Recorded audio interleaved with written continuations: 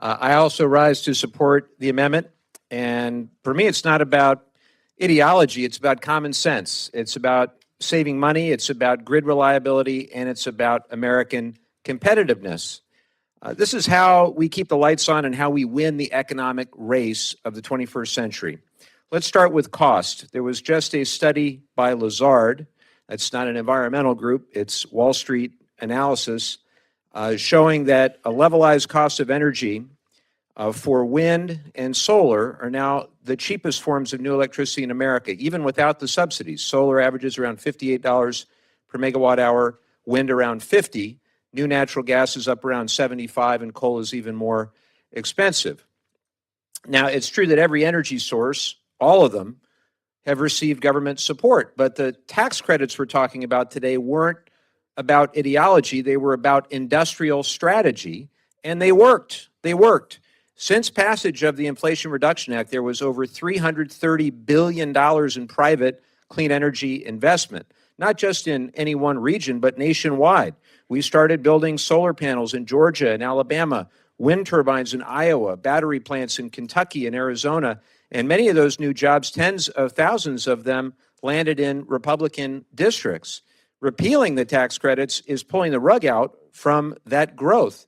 Industry projections show a 60% drop in clean energy deployment by 2035. That's over 500,000 American jobs at risk.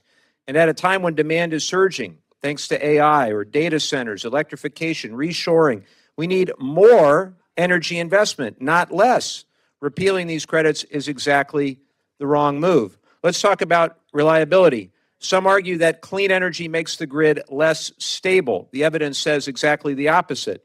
The strongest, most reliable grids are the ones that are diverse, with renewables, storage, natural gas, and a modern transmission backbone. Reliability isn't about fossil versus renewables. It's about resilience. It's about building a system that can handle extremes, that can handle spikes in demand, and that can handle supply shocks. Let me close with this. I mentioned earlier that in 2024, China invested $940 billion in clean energy. That's 3 times what we did in the United States. They added 350 gigawatts of renewables. That's 3 times the entire U.S. solar capacity. And they're not doing it to save the planet. They're doing it to dominate the global energy economy. And that's exactly why these tax credits are so essential. They're not about sending money to China. They're about building the supply chain here in America. Since the Inflation Reduction Act passed, over 80% of new clean energy manufacturing investments have gone to U.S. states, again, in many Republican districts.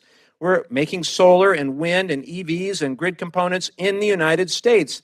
These credits are what level the playing field against Chinese subsidies and bring jobs back home. Repealing them doesn't hurt China, it helps China.